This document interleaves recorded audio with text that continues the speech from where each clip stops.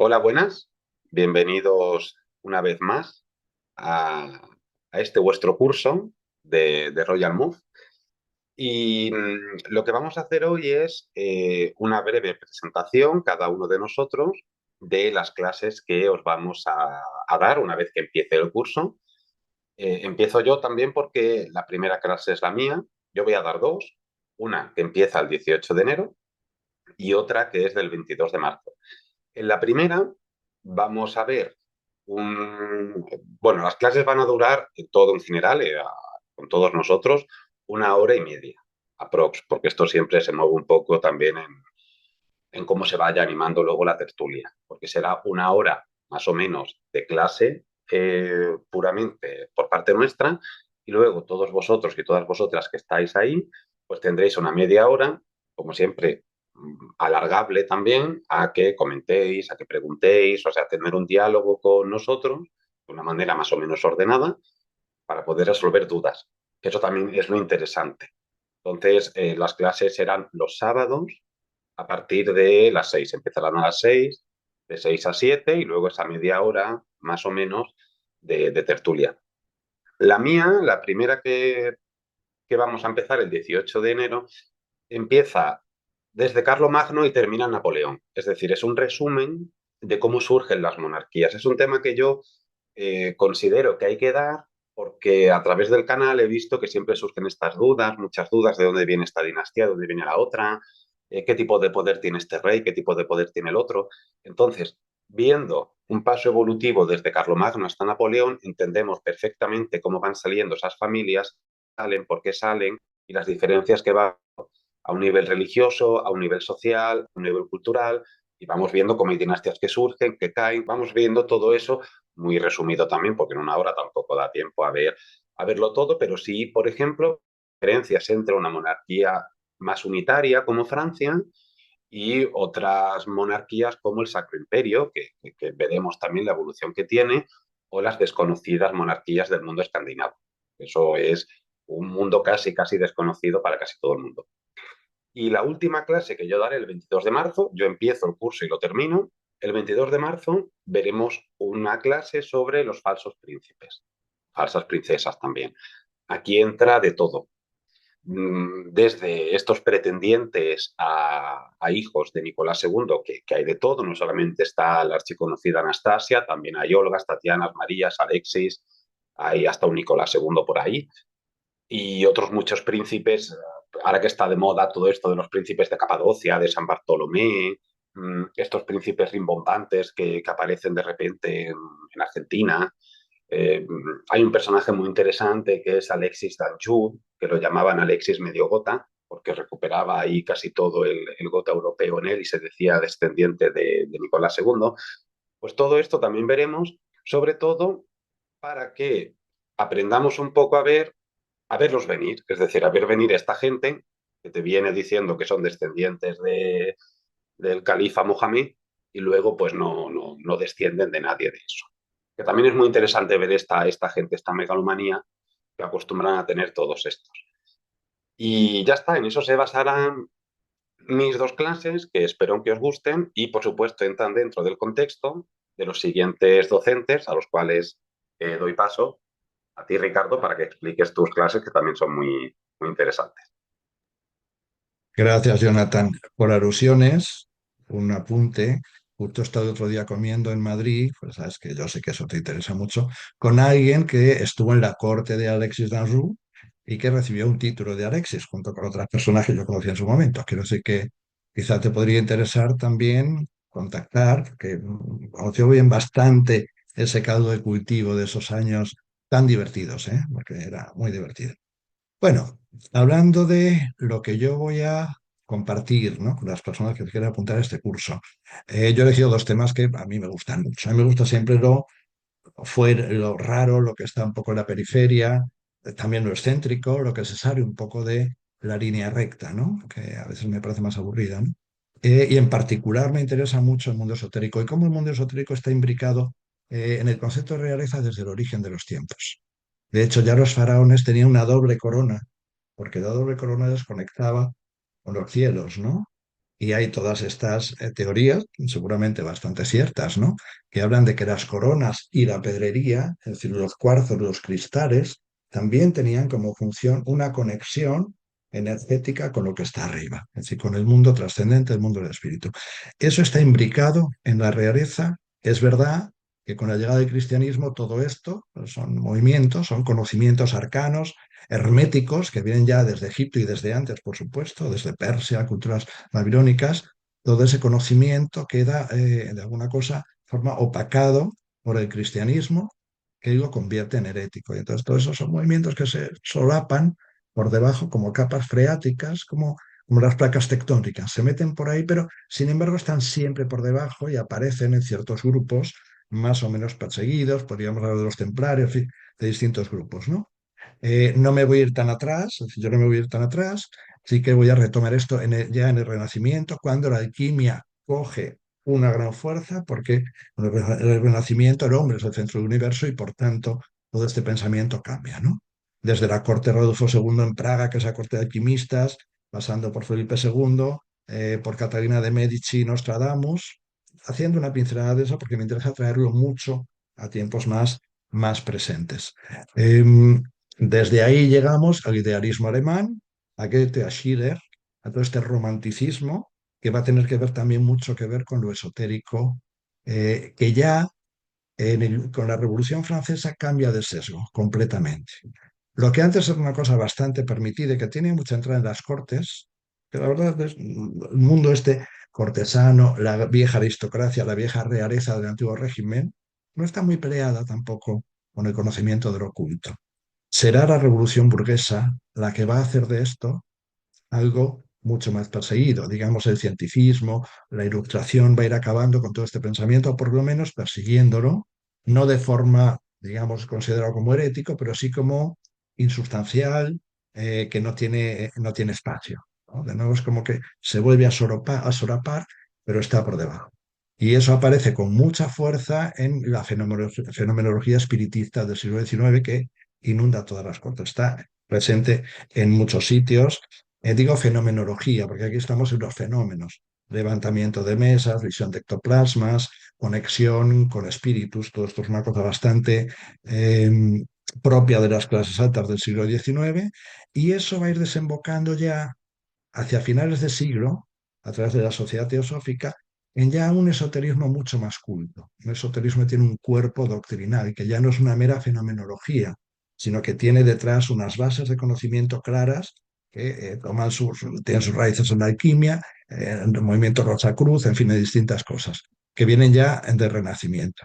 Y cómo ese esoterismo ya de mucho calado, que está muy presente en el periodo entre guerras, y que tiene una imbricación importante con algunos hechos, incluso el nazismo va a manipular o a tomar algunas partes de ese esoterismo, llevándolo a una visión más nihilista de la historia y de la existencia, como eso ya va a transformarse en los años 60, se va a acercar a la New Age. Y cómo ahí vamos a encontrar personajes como Irene de Oranda, por ejemplo, que está muy imbricada en estos movimientos New Age, en su libro Diálogo con la Naturaleza. En fin, quiero hacer todo este recorrido, pero quiero partir de una diferenciación que me parece fundamental, que una cosa es esoterismo, entendiendo por esoterismo lo que tiene un corpus de conocimiento clásico, de conocimiento legible, por decirlo así.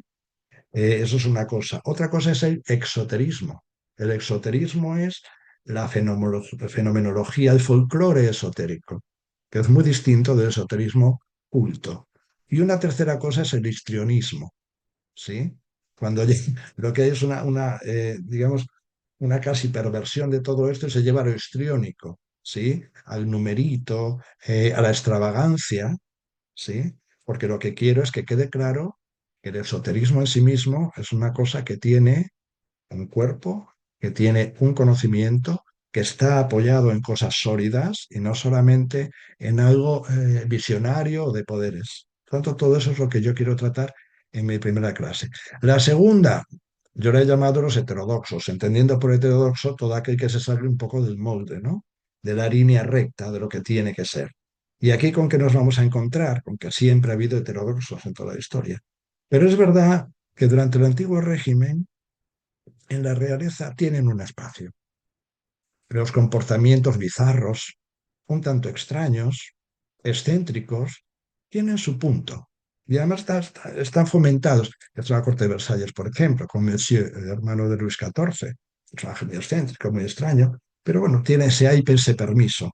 Y de nuevo es en el siglo XIX con la burguesía, con la moral burguesa, cuando todo esto es mucho más castrado, por decirlo así, las princesas encorsetadas, todas estas mujeres muy reprimidas, y cómo ahí se van a dar realmente personajes que tienen que luchar mucho por salir del molde, no solamente mujeres, hombres también. Ahí aparece, hay una derivación que sería en los hombres, en mujeres, los matrimonios morganáticos, sería una parte de esto, pero también aparecen las conductas que no están premiadas por el grupo. Las conductas que desde una moral que podríamos decir victoriana no están permitidas y por tanto están muy perseguidas.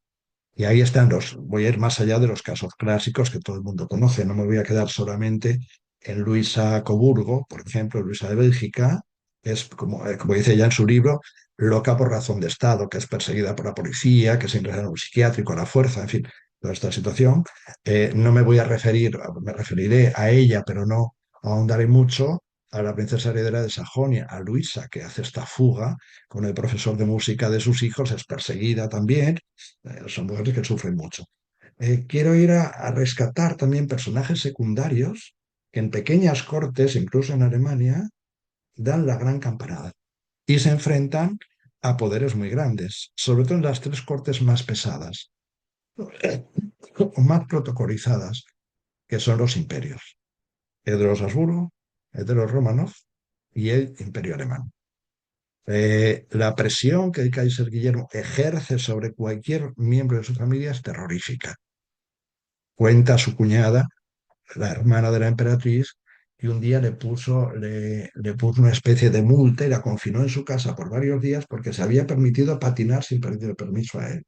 Es decir, que eran cortes muy pesadas. Y por tanto son personas que tienen que hacer un esfuerzo muy grande y que en algunos casos, como algunos archiduques de Toscana, van a ser grandes aventureros, son personas que incluso entran en la leyenda, como Johan Ort. Bueno, entraremos en todo esto.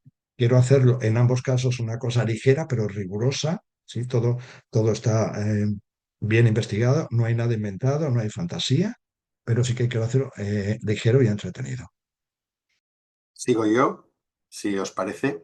Sí, Venga, adelante. Ya que Ricardo hablaba de los que se salen un poco del marco habitual de las familias reales en el 19, pues en una de mis charlas, precisamente la última, que lo miro es el día 1 de marzo, hablo de los matrimonios morganáticos, pero no los matrimonios morganáticos, todos los matrimonios morganáticos, porque son decenas, sino de los matrimonios morganáticos de príncipes que el jefe de su casa, ya fuere su hermano, su padre, su tío, su primo, les dan un título y crean una nueva dinastía de origen morganático y que algunas de esas dinastías, como voy a nombrar ahora algunos ejemplos, pues tienen una vida y un desarrollo brillantísimo a nivel político, a nivel social, en toda Europa.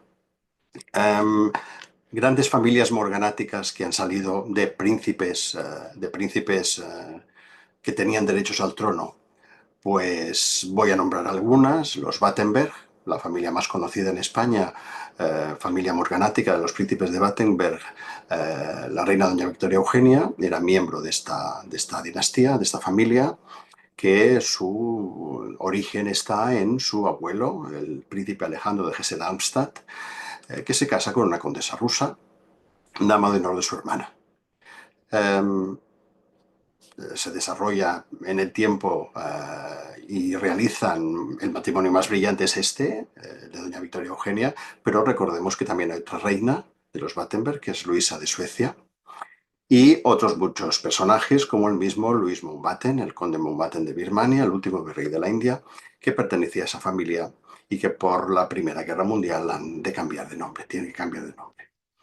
Más familias morganáticas, los Hohenberg, también muy conocidos, son los descendientes del archiduque Francisco Fernando y de su esposa, la condesa Sofía Šotek, que fueron asesinados en Sarajevo y que crearon una línea de príncipes, una familia de príncipes todavía hoy en día muy vinculados a la familia imperial austríaca y que, como digo, llegan hasta hoy, los príncipes de Hohenberg. Los Tick, una rama morganática de los duques de Württemberg, que es el origen de la reina María de la Gran Bretaña, la esposa de Jorge V. Más nombres, los Altenburg, que proceden de la Casa de Austria, también los Meran, de la Casa de Austria, los Yurievsky, que es la descendencia del segundo matrimonio morganático del zar Alejandro II de Rusia, o en el norte de Europa los condes Rosenborg, que son las ramas secundarias actuales de la Casa Real danesa, o los condes Bernadotte de Wisborg, que son ramas secundarias que salen de príncipes suecos casados con señoras de la burguesía o de la nobleza y que el rey pues no autoriza que ese matrimonio sea dinástico y se les da un título de cortesía. Um, si, si llegamos a España, ya explicaremos con más detalle prácticamente el primer gran matrimonio morganático de un príncipe europeo, que es el infante hermano de Carlos III, del infante Luis, que había sido arzobispo de Toledo y cardenal, y que deja los hábitos y contrae matrimonio y tiene descendencia.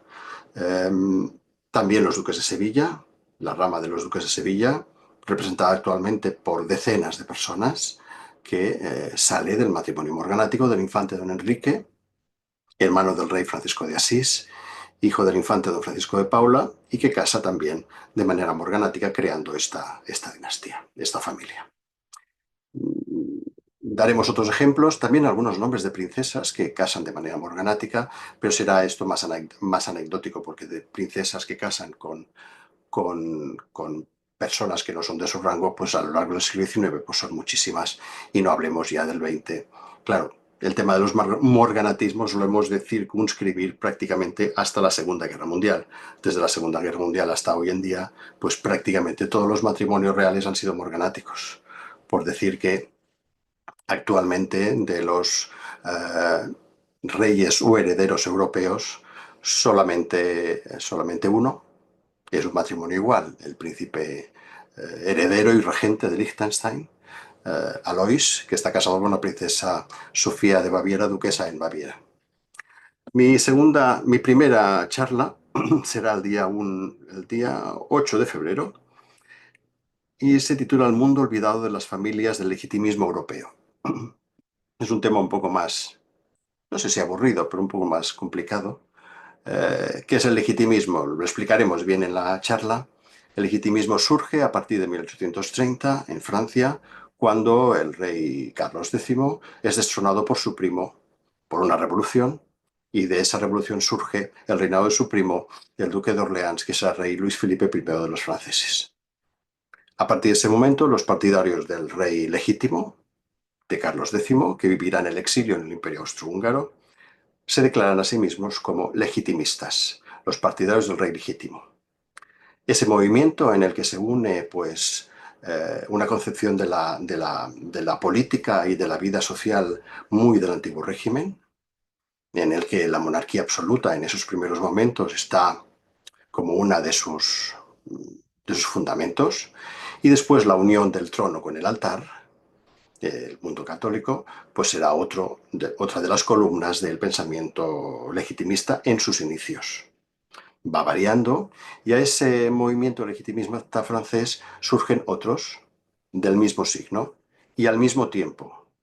En España el carlismo, en los años 30 del 19, en Portugal el miguelismo, en los años 30 del 19 también, y podríamos considerar como legitimistas también todos los partidarios que en Italia surgen de los príncipes destronados por la unificación.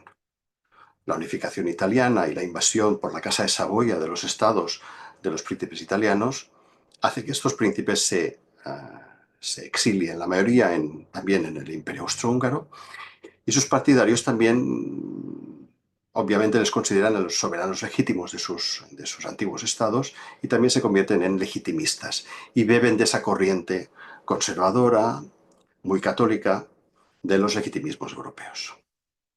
Y esas serán mis dos charlas que espero que sean de vuestro interés. Vale, pues ahora me toca hablar a mí. Eh, yo hago dos charlas. La primera será el 1 de febrero y lleva por título Tiaras, panorámica de las diademas más icónicas de las casas reales. La segunda tendrá lugar el 8 de marzo, un mes después, y lleva por título Brillante legado, las piezas más importantes de los joyeros reales.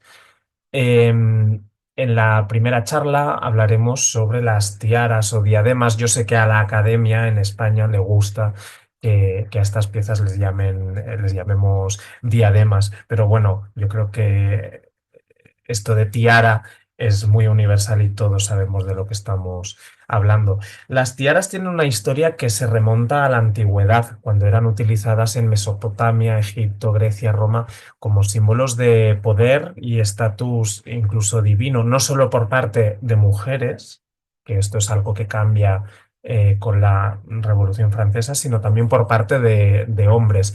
Nosotros no hablaremos de ese tipo de tiara, sino que hablaremos de la tiara tal y como ha llegado a nuestros días, que es la que juega un papel importante dentro de nuestras casas reales actuales, que es la tiara del siglo XIX. De hecho, es un invento neoclásico. No hay tiaras del siglo XVII, no hay tiaras del siglo XVIII como tal. Todas surgen a partir de la recuperación de los lenguajes de la antigüedad clásica, normalmente con camafeos antiguos montados en bandas de perlas, etcétera, etcétera. Y eso es lo que da lugar a la tiara cuajada de brillantes que nosotros tenemos en nuestra cabeza hoy en día y que no es solo un símbolo de estatus regio. De hecho, las mises en todo el planeta se coronan con tiaras y de hecho muchísimas señoras burguesas, especialmente en la segunda mitad del siglo XIX,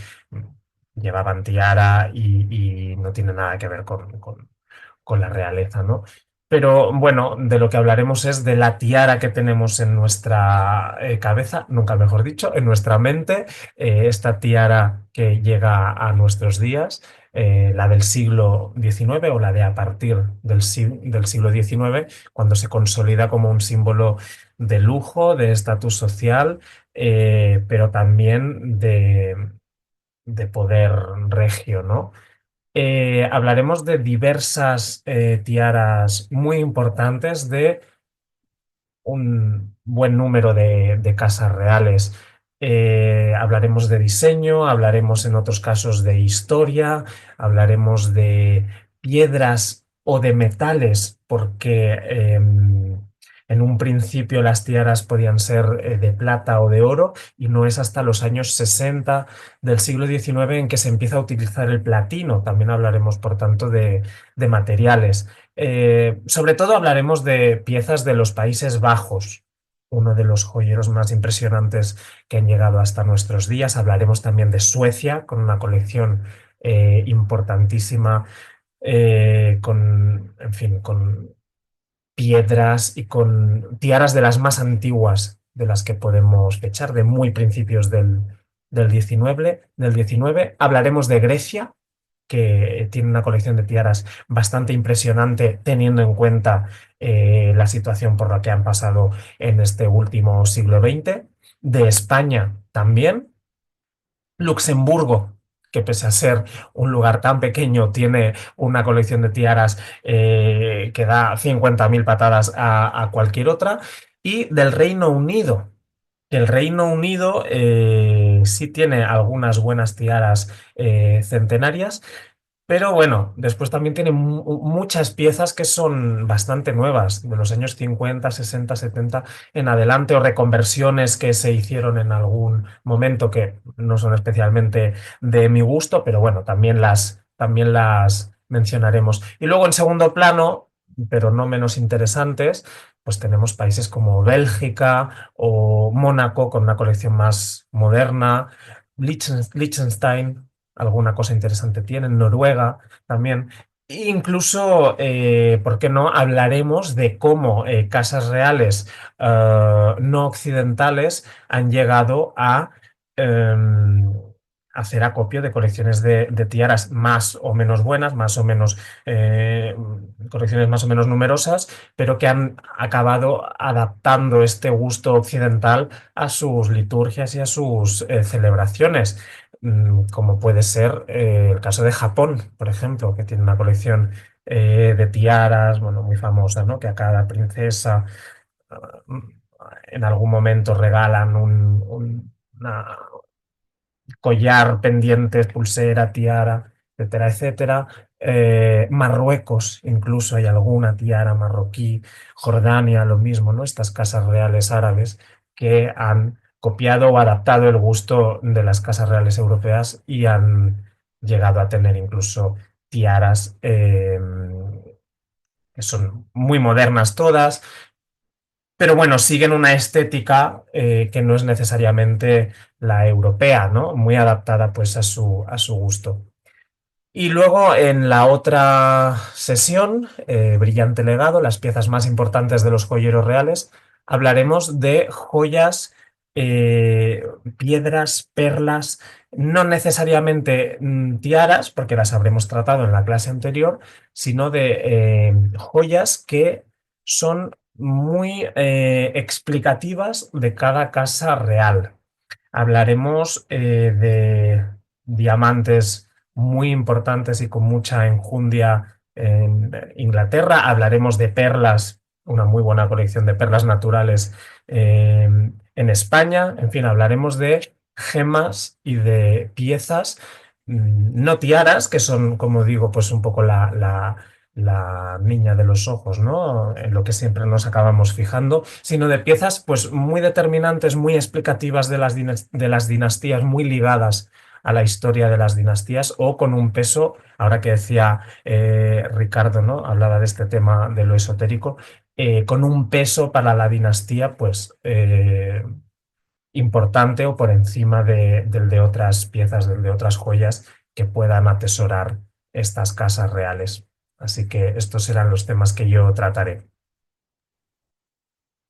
Bueno, pues como veis, en esta reunión falta uno de los docentes, que es José Luis San Pedro, el cual me pide que transmita sus disculpas por no poder estar aquí, pero me ha mandado un email para que os lo lea, así que yo paso a leeros lo que él me ha mandado, donde explica qué va a explicar en sus dos clases.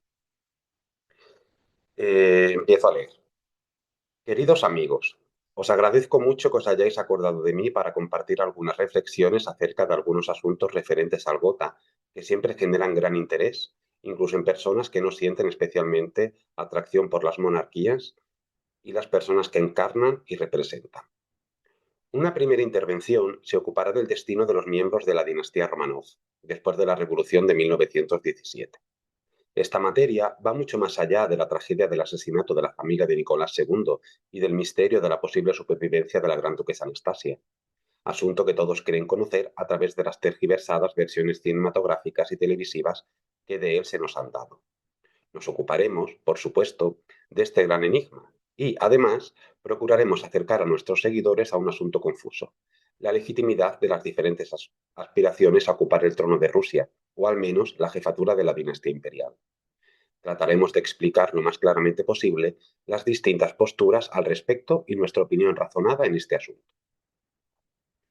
En el segundo encuentro, nos ocuparemos de los enfrentamientos dinásticos actualmente encendidos en diferentes casas reales: Francia, Italia, dos Sicilias, Brasil y, de una manera más apagada, entre los diferentes aspirantes al trono del Reino Unido, o por lo complicada que es la sucesión de la corona de Escocia desde el sangriento conflicto de Isabel I de Inglaterra con su prima y sucesora frustrada, María, reina de los escoceses. Trataremos de aclarar qué papel juegan en nuestros días Luis Alfonso de Borbón, los Orleans, los siempre problemáticos Bonaparte, las dos ramas borbónicas de la Casa Real napolitana y el papel que pretende jugar los descendientes del usurpador Joaquín Murat, de trágico recuerdo en España. Los Saboya y sus primos los Aostna tampoco han llegado a un acuerdo acerca de sus derechos históricos, y fuera de Europa, los descendientes de los emperadores del Brasil también tienen aún disputas acerca de a quién correspondería ocupar este trono tan olvidado a este lado del Atlántico. Espero no resultar confuso en mis disertaciones y que los esquemas genealógicos y las imágenes escogidas ayuden a comprender estas reyertas dinásticas de escasa violencia en nuestros días, pero que en siglos anteriores daban origen a guerras sangrientas. Bueno, pues este email, como he dicho al principio, me lo ha mandado José Luis para que os lo transmita. Son dos clases muy interesantes que él va a dar y que, igual que él ha dicho, yo también espero que os gusten. Ricardo, en tu exposición te referías a cuestiones esotéricas y trascendentes. ¿Dónde colocarías tú la taumaturgia de los reyes franceses? Que la han querido imitar otros Ya, reyes. bueno, eso en realidad es esoterismo. Mm. Eso no es folclore esotérico, No, porque no, eso no, tiene que no. ver con lo sagrado. El esoterismo de verdad tiene que ver con lo sagrado, llámalo sagrado o trascendente, el reconocimiento de una trascendencia. Otra cosa es el folclore que se ha hecho con todo esto y que se hace con todo esto. Eso mismo, fíjate en el tarot. O el tarot es una fuente de sabiduría, el tarot bien entendido, bien leído. Otra cosa es la pitonisa lora, ¿me explico? Claro. Y Claro. otra cosa es el histrionismo, que es alguien que de pronto dice que tiene poderes y no sé qué, y no, es otra cosa. Pero es ¿Sí? algo tan importante, esa taumaturgia, fue tan importante en Francia bueno, fue Bueno, pero casi, hasta casi, 1830 sí, Carlos X toca es que, escrofolosos. es que es más importante ese momento que el propio momento de la coronación. Claro, claro, pues es sacro. Exacto. Y eso se transmite a Inglaterra a su manera con el ¿cómo se llama? Aquel día que el rey de Inglaterra va a la catedral de no sé dónde y da unas moneditas de oro a personas especiales escogidas. Sí, pero Y yo he viene de leído en ahí. algún sitio que también el rey de Inglaterra tocaba escrofulosos, que es que tenía este poder taumatúrgico. Y todo eso tiene que ver con que las únicas dos dinastías sacras hasta el final son Inglaterra y Francia y En el Francia. papado. Sí, sí. La rusa también es otra, pero en Rusia creo que no había unción. Ah, En ya. cambio, en Inglaterra y en Francia había Había unción, unción. Sí, sí, sí, sí, sí, sí. que es lo que la burguesía de Luis Felipe se carga. Mm, ujú. Claro. Pero sí, tiene esta misma dimensión, porque eso que claro, es acientífico, es totalmente contrario, no contrario, sino que es complementario al pensamiento científico, ilustrado, racional y burgués del siglo XIX, que va a hacer que todos estos movimientos queden soterrados y van a aparecer después en el periodo entre guerras mucho, sea hacia el nihilismo, con los nazis y todo esto, o bien sea hacia una posición mucho más naturalista, que sería la antroposofía, por ejemplo, y como de eso, y antes de llegar a la New Age, hay otro periodo, que es la India. Ah, Y ahí está Federica, quien Irene. introduce a Federica, pero antes de Federica ya está su cuñada Tiny. Tiny Grecia, claro. Paul Brunton es quien introduce, y hay un libro de Paul Brunton que se llama La India Secreta, es quien introduce primero a Tiny y a su marido Jorge Guillermo de Hanover. Y por ahí entra Federica, pero ya también había entrado Dicky y Vina. Claro, porque finalmente no dejas una dimensión esotérica en sentido religioso pagano para nosotros católicos, ¿no? Pero yo me acuerdo cuando yo en el 81 voy a ver a la princesa Valdemar, cuyo marido era primo hermano del rey Pablo, y me dice, me han contado que la reina Federica y la princesa Irene se han casado con unos gurús de la India. No lo dijo ella. Ella entendía por casarse que habían ido a un ashram. Claro. ella, que no entendía nada, te puedes imaginar, de hinduismo y todo eso, claro, estaba así como muy extrañada.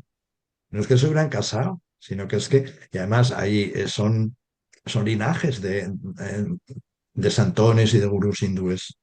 Eso entraría también ahí, Imagínate lo que estás diciendo, Jorge Guillermo de Hannover y tal, y claro. todo el movimiento de los colegios del mundo unido, Pero ahí está ahí.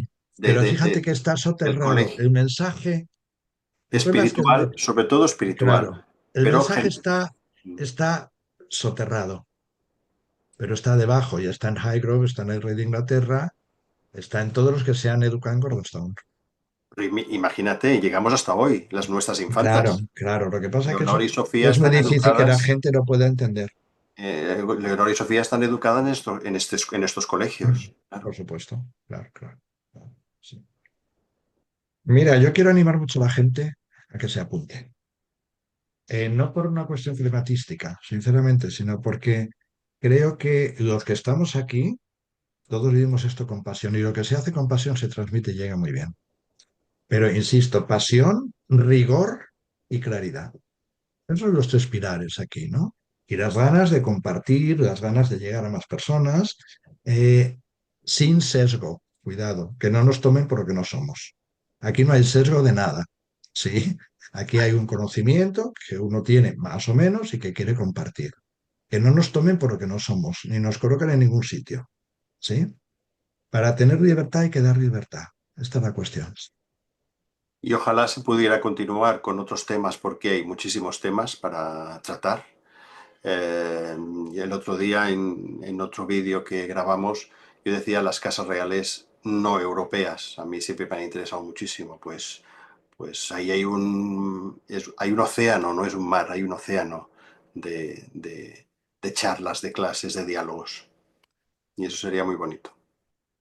Yo creo que estamos en un momento en el que las nuevas tecnologías permiten que gente de todo el mundo, con un uso horario completamente distinto del de España, nos siga y nos pongamos entre todos de acuerdo. Quiero decir, aquí estamos muy abiertos a, yo creo, los cuatro que vamos a dar estas charlas, a nuevas interpretaciones, nuevas informaciones que nos lleguen, a aprender muchísimo de lo que posiblemente la gente que vaya a escucharnos quiera aportar y quiera contarnos de nuevo, porque al fin y al cabo, pues no somos robots, no somos infalibles y creo que la gracia de todo esto es ir aprendiendo poco a poco. Vamos, yo con vosotros tres hablando en privado he aprendido muchísimo y 50.000 cosas de las que no tenía ni idea, bien porque no fuera mi campo, bien porque era la primera vez que oí hablar de ellas y lo mismo que hacemos nosotros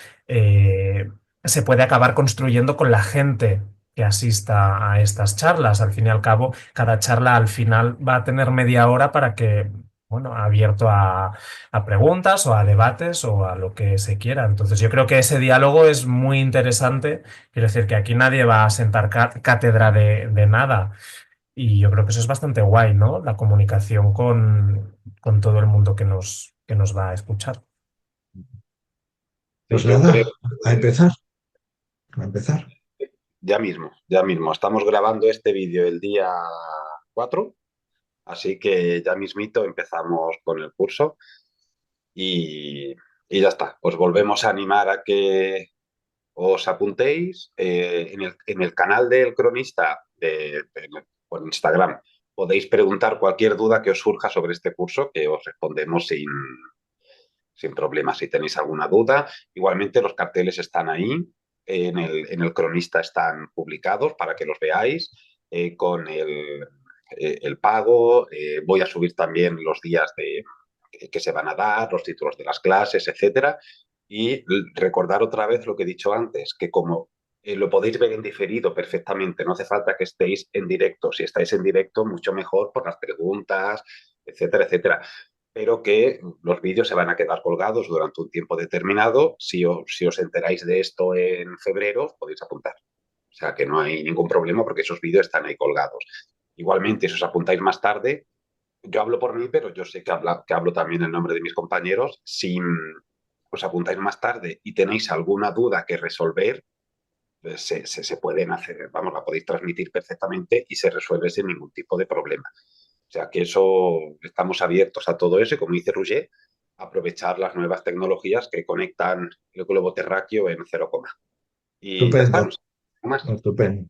Bueno, con mucho gusto, la verdad, con mucho Muy gusto. bien.